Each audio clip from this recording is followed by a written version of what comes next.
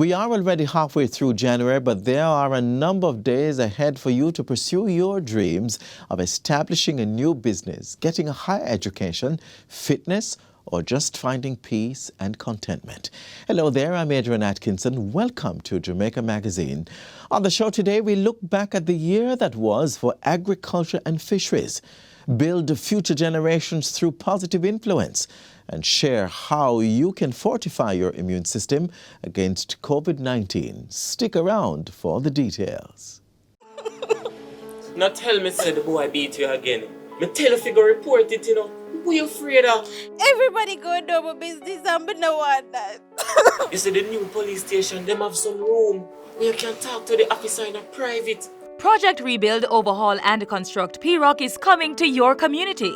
PROC will provide new or renovated police stations with up-to-date technology, increased and improved mobility, and a safe and efficient environment for both police and citizens.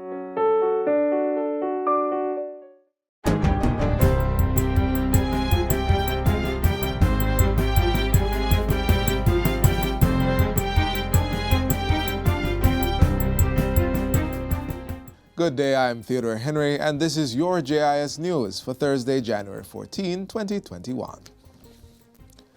Government will begin exploring bilateral avenues to secure additional access to COVID-19 vaccines outside of the COVAX facility. Minister of Health and Wellness, Dr. Christopher Tufton, says Cabinet made the decision at its meeting this week. The Ministry of Health and Wellness, in collaboration with the Ministry of Foreign Affairs and Foreign Trade, will begin the process of exploring how we can leverage our international engagements to secure additional supply access for safe vaccines, to ascertain their level of support and to determine the best arrangements for acquisition and distribution of safe vaccines to the population. The Health Minister was making a statement to the House of Representatives on Tuesday. He also assured the House that the Ministry of Health would maintain its very rigorous process when granting approval for the emergency use of vaccines or other medical supplies. For the granting of emergency use authorization, the vaccine must meet one of the following criteria, Madam Speaker. Be included, firstly, in the World Health Organization emergency use listing for prevention of SARS-CoV-2 infection, COVID-19. Secondly, be granted authorization for emergency use for prevention of COVID-19 by one of the following stringent national regulatory authorities of reference: the U.S. Food and Drug Administration, the FDA, Health Canada, and the European Medicines Agency.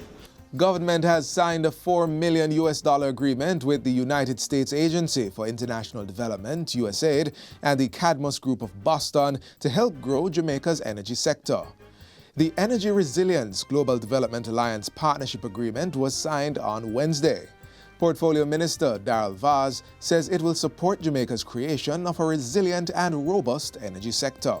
We are on our mission to secure Jamaica's energy future through diversification and the provision of alternative, sustainable, and environmentally friendly sources of energy. By 2025, we will be generating approximately 22% of our electricity from renewable sources and well on our way in developing an electric mobility sector. As part of this, he says the ministry has set a new 5-year target of producing electricity from solar and or wind technologies, liquefied natural gas, and 74 megawatts from hydro waste to energy and or biomass. Minister Vaz says Cabinet has also given approval to establish an entity responsible for undertaking procurement of new energy generation projects. Jamaica's private securities market grew by approximately 100% between 2017 and 2020. Finance Minister Dr. Nigel Clarke says the value of bond issuance transactions for the period doubled from $200 million to $400 million. Dr. Clarke says this indicates a period of heightened interest in private securities, the reasons for which include government reforms to ensure sustainable debt reduction and increased access to financing for the private sector.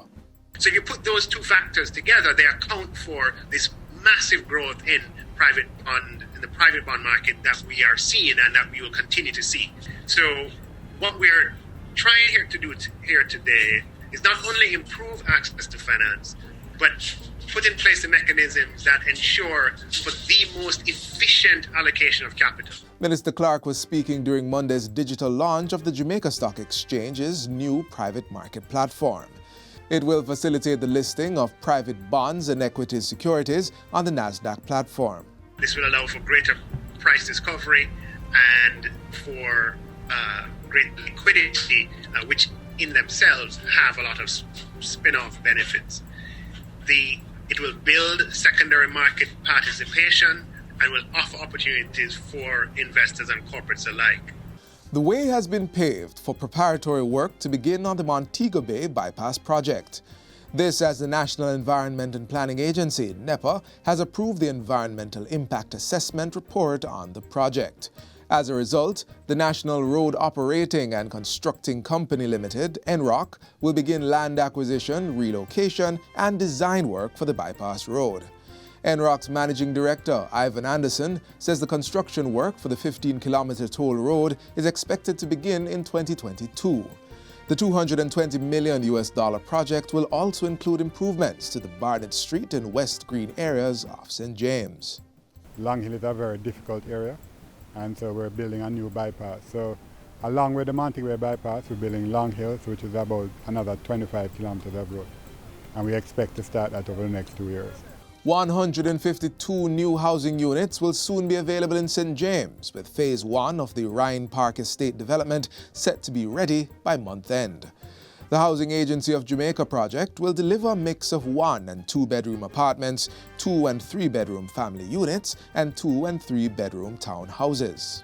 As the agency, as a primary implementation arm for the government of Jamaica, we have been dealing with housing solutions, building houses, providing service lots, regularizing communities. What we have been focusing on over the last few years is more provision of affordable solutions. With all phases complete, Ryan Park Estate will offer 772 housing solutions for low to middle income earners in St. James, including persons employed to the attractions and accommodation sector. And finally, the Kingston and St. Andrew Municipal Corporation, KSAMC, will be honoring 2 Jamaican pioneers with keys to the city of Kingston. The honor will be bestowed posthumously on late reggae pioneer Frederick Toots Hibbert and business mogul Gordon Butch Stewart. Deputy Mayor Councillor Winston Ennis made the announcement during Monday's meeting of the KSAMC. The city of Kingston has lost one of Jamaica's greatest and most successful son in Gordon Butch Stewart at the start of this year.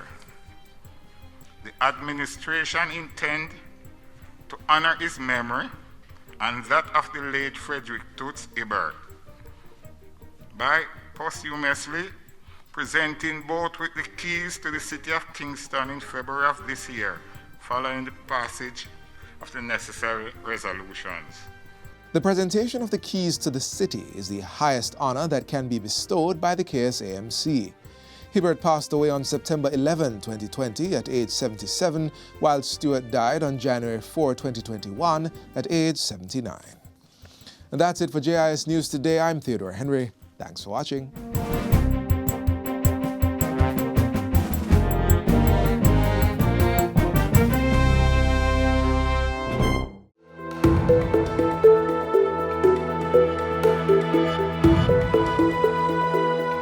Predial larceny is everybody's business. Ask questions about the source of the items you intend to purchase. Don't support it. Report it. A message from the Predial Larceny Prevention Coordination Unit, ensuring that Jamaican farmers reap what they grow. Up next, a review of the Ministry of Agriculture and Fisheries achievements in 2020, as well as its response to COVID-19.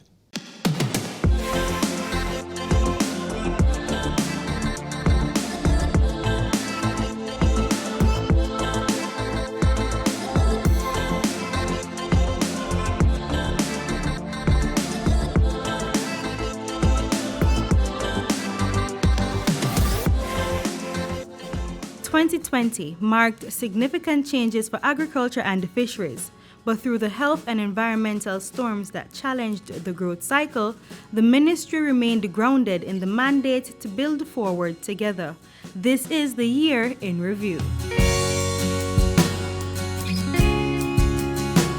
We started off the year in good stead. Agriculture saw a 2% increase in the July to September quarter. More than 300 farmers benefited from the Frosty Pod Rot Management Program, which saw over 841 acres of cocoa being treated in St. Mary alone. Over in Clarendon, land leases were presented to former Monimusk sugar workers along with technical assistance.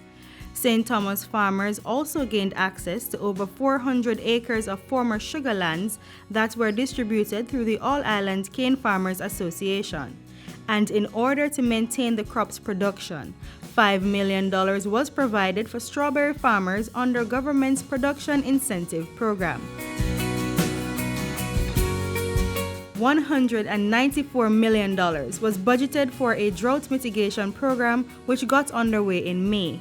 $40 million was also set aside to help resuscitate catchment areas. We know the drought is coming. We know the time of limited water is coming. We have to plan and we have to implement. Government was serious about expanding the reach of its irrigation services, and as such, work continued on the Essex Valley Irrigation Project. To help curtail predial larceny, get accurate land parcels and vegetation indexing, RADA spent time building out its drone unit this past year. Mobile apps were being developed to assist with its agricultural solution initiatives. We have established a drone unit as a result of bilateral cooperation between RADA and the CTA of the Netherlands. 30 district constables were added to help strengthen the predial larceny unit. The result was an increase in the arrests of predial larcenists. So it's almost 100% increase in arrests since the new approach to predial larceny. The COVID-19 pandemic affected the sector significantly, but government was quick to respond by purchasing $240 million worth of excess produce from the farmers. Coffee farmers received $80 million in assistance from the ministry through the Jamaica Agricultural Commodities Regulatory Authority, JACRA. 100 farmers also benefited from agricultural inputs, valued at $3.6 million under the Agri-Resilience Response to COVID-19 project. Heavy rains also plagued the sector, resulting in estimated losses of over $2 billion. After the first period of rainfall, $15 million was allocated to assist with emergency funding for farmers across the island.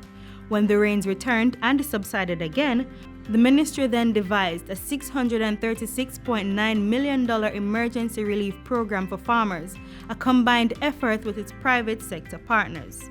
And we want to ensure that at the end of the day, the people who benefit from this program are the people who need the support.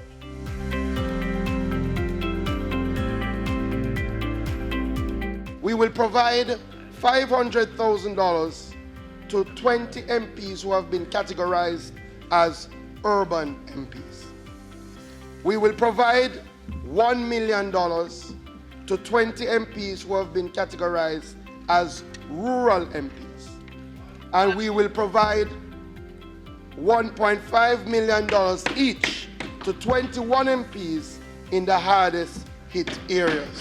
The Ministry of Agriculture's mandate in 2020 went beyond its response to COVID and adverse weather. To help strengthen the industry, Cabinet granted approval for the ministry to implement a $25 million modernization of the agriculture sector program. The ministry, Heart NSTA Trust, and the HOPE program signed a MOU to engage 40 young people as agricultural aides to provide support in the field to extension officers of RADA. They will be coming on to help us with our data gathering. They will be technically trained, so they will help, especially in identifying early issues that the farmers face. This past year, 40,000 stakeholders in the fisheries sector benefited from a $4.8 million initiative, which was allotted to help enhance climate-resilient practices in the sector. What we have to be are equipped with the tools to adequately respond so that our fisheries sector can survive. The sector was not spared the effects of the COVID-19 pandemic, and the government had to step in. The state pumped $120 million into immediate relief to the sector. $8 million went to 260 fisherfolk in St. Catherine and St. Mary. $67 million was disbursed to 4,740 licensed fishers across 137 fishing communities. And fishers got vouchers valued at $15,000 each to purchase fishing gear and material from participating entities. We want to ensure, Madam Speaker, that we stretch it as far as possible to impact the greatest number of our fisherfolk. Predial larceny prevention efforts were also strengthened in the fisheries sector. Through all the challenges of 2020, the Ministry of Agriculture and Fisheries remained focused on the mission to ensure Jamaica's farmers and fisherfolks can build back stronger together. We are here to provide the ground for you to do well.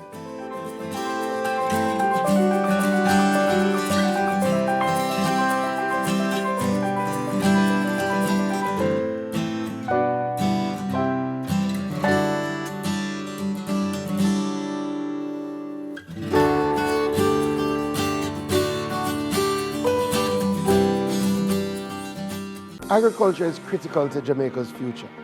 And while we battle COVID-19, the Ministry of Agriculture and Fisheries continues to help our farmers and fisherfolk recover. We will focus on ensuring that Jamaica is food secure, expanding into new export markets, and building sustainable industries.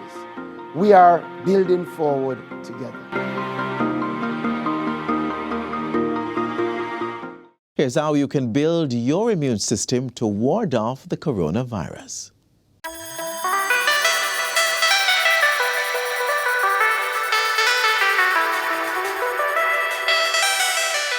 The novel coronavirus 2019 or COVID-19 is a respiratory illness that may present with a fever, dry cough and tiredness. Persons may experience more severe symptoms such as shortness of breath and difficulty breathing. One of the best ways to fight this disease is by boosting your body's immune system. Giving yourself a healthy head start could be the difference between life and death. As we look at how we can stave off or reduce the effects of COVID-19 and other respiratory illnesses like this disease, we have compiled a list of ways to optimize the functioning of our immune system. First things first, get regular rest. Sleeping between 6 to 8 hours helps improve the body's immune function, mental health, and regulate weight while increasing productivity. Next up, exercise. Physical activity improves one's mood while increasing energy levels in the body. Managing stress is another weapon against sickness. When we are anxious, the body's disease-fighting defenses are reduced. Keep hydrated. Yes, the body doesn't function properly when it doesn't have enough fluids. You may maintain adequate water levels in your body by consuming water, fruits and vegetables with high water content, as well as soup. If you suffer from any health condition, be on top of your medication and stick to the management plan that's been decided on with your doctor. Another tip, you are what you eat. If you consume too much alcohol, sugary drinks, and processed foods, the body's defenses will lack the right micro and macronutrients to function properly. That's why it's absolutely important that we have a balanced diet. Incorporating items from all the food groups allow the body to glow, grow, and go. There are some foods, however, that are rich in vitamins and minerals which help to power up the body's natural immunity. Noted for its immune-boosting qualities, foods rich in vitamin C help the body produce white blood cells, which ward off or shorten the length of infections. Citrus fruits such as oranges, lemons, tangerines, lime, and grapefruit are rich in vitamin C. But even richer in the vitamin are cherries and red sweet pepper. Local fruits and vegetables such as Otaiti apple, guava, pineapple, papaya, June plum, soursop, cauliflower, cabbage, and Irish potato are also rich in vitamin C. As an antioxidant, vitamin E helps to prevent cell damage and regulate the function of one's immune system. Pear, peanut, olive oil, and almonds are among the foods with high vitamin E content. Foods with anti-inflammatory properties help treat respiratory illnesses, so it's best to add cinnamon, tomato, ginger, turmeric, flaxseed, strawberry, and garlic to your diet. Vitamin A is a key ingredient in the body's infection-fighting arsenal, as it helps with vision, repair, growth, and reproduction. In addition to spinach and kale, foods such as carrots, mangoes, pumpkin, sweet potato, and cantaloupe are rich in vitamin A. Another immuno-boosting vitamin can be found in milk, egg, cheese, tofu, yogurt, and fortified cereals. Vitamin D. The vitamin is also present in fish such as tin mackerel, tuna, sardine, and salmon. B vitamins are a critical part of the body's red blood cell production. They help to convert food into energy while maintaining healthy body tissues. Banana, sunflower seeds, watermelon, chicken, turkey, goat meat, liver, and red peas are rich in vitamin B. Zinc allows our body's immune cells to function properly while reducing inflammation. Foods rich in zinc include shellfish such as crab, lobster, and mussels. Zinc is also present in peas and beans, nuts, seeds, as well as dark meat including beef and pork. Practicing proper personal hygiene is also an important part of maintaining a healthy lifestyle. That includes regular hand washing and the use of hand sanitizer if water and soap is not available. Sneeze or cough into your elbow or cover with tissue that should be discarded in a bin. Avoid touching your mouth, eyes, or nose. And be sure to practice social distancing. You are your first line of defense against COVID-19. For your health's sake, start practicing good healthy habits today.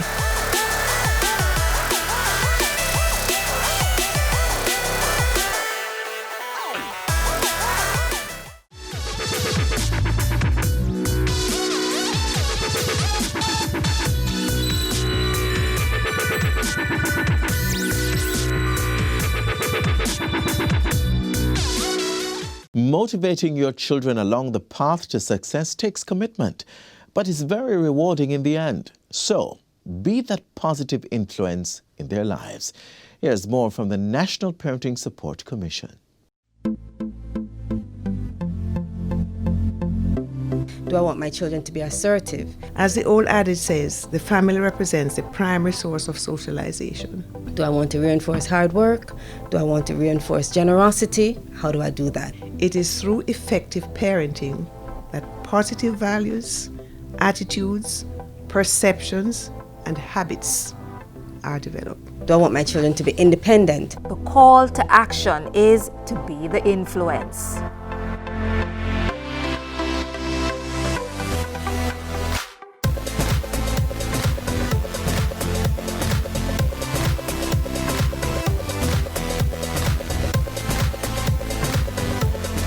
Take back the reins and you become the number one influence in your child's life. And the truth is that if parents don't accept this responsibility, then the void may be filled and will be filled by negative forces in our culture that do not support healthy morals and ethics for our families. And that is why we're encouraging parents to be that influence, to not allow society to dictate who your child is going to be. We believe that parents ought to encourage dreams. There's nothing that's too far-fetched. We have to understand that present circumstances too do not dictate your future. So the fact that you are in a particular circumstance as a parent and you might feel downtrodden or heartbroken, it does not mean that that is where you have to remain. And it certainly does not mean that that is where your child has to remain. So there's no dream that's ever achieved without a plan. And after you chart the plan of action, you're going to help your child to keep fixed. Remember, this is what you had said you wanted to do. Remember, this is something you said you wanted to achieve. So you're going to keep the child fixed because that's what it means to be the influence. you don't want to impose your own ambitions on children. That's not something that works. Especially as teenagers, they're going to resist and they're going to rebel. And before you know it, you're at odds with your child because the direction in which you think your child ought to go is not what he thinks. It takes a conversation. Of course, you're going to motivate because everybody needs motivation from time to time, and especially children. They need to know that along the path, whether the knocks come, and it doesn't matter how frequently those knocks come, you're there to help them to get up and to stay the course. And you're going to also along the way give praise. Acknowledge the steps that they've taken along the way. Acknowledge that they have achieved. The first one, honesty. Parents need to help children to find a way to tell the truth. And the best way to encourage truthfulness in your child is to be a truthful person yourself. The second one is justice. Insist that children make amends. You hurt someone's feelings, you hear your child saying something that's wrong, call them on it right away and let them know that even though you apologize, sometimes it's very difficult to take back what you're saying. The third value, determination. Encourage them to take on challenges. The fourth value, consideration. Teaching them to think about others, the feelings of others. And the last one, and it's my number one element of effective parenting, love. Teaching your children the value of love.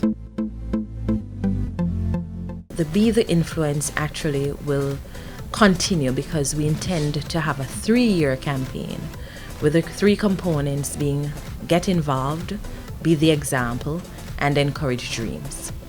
Be the Influence will support the NPSC's flagship initiative, the Parent Mentor Program. The mentorship program, I intend to extend to have it across the country because I believe it's such a strong program. Here it is, parents are tooled and they get an opportunity to now help to improve the practices in parenting as they see them exhibited in their own communities, because the parents who become mentors are from the community. And so they go through 13 weeks of training in 10 modules in effective parenting. There are currently 82 mentors and another 30 will graduate shortly. While parents may not have the control they desire, they rarely lose the power to influence the lives of their children. Take back the reins and you become the number one influence in your child's life.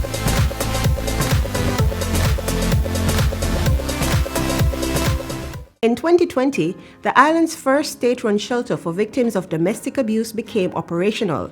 Telethon Jamaica was successfully executed to raise funds for frontline workers.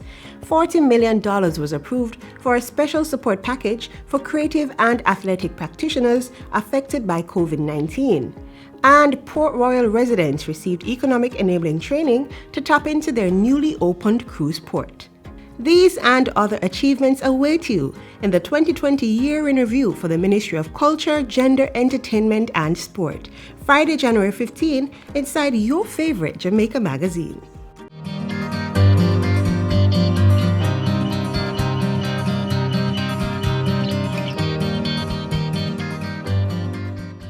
This is where our journey ends, but only for today. Do join us again tomorrow when we'll bring you another informative program. In the meantime, stay connected via our website, jis.gov.jm, and while you're online, send your feedback to Jamaica Magazine at jis.gov.jm or via tweet at JIS News. You may also find us on all the major social media platforms and through our mobile app that's Android and iOS compatible. On behalf of the entire production crew, I'm Adrian Atkinson. Thanks for watching.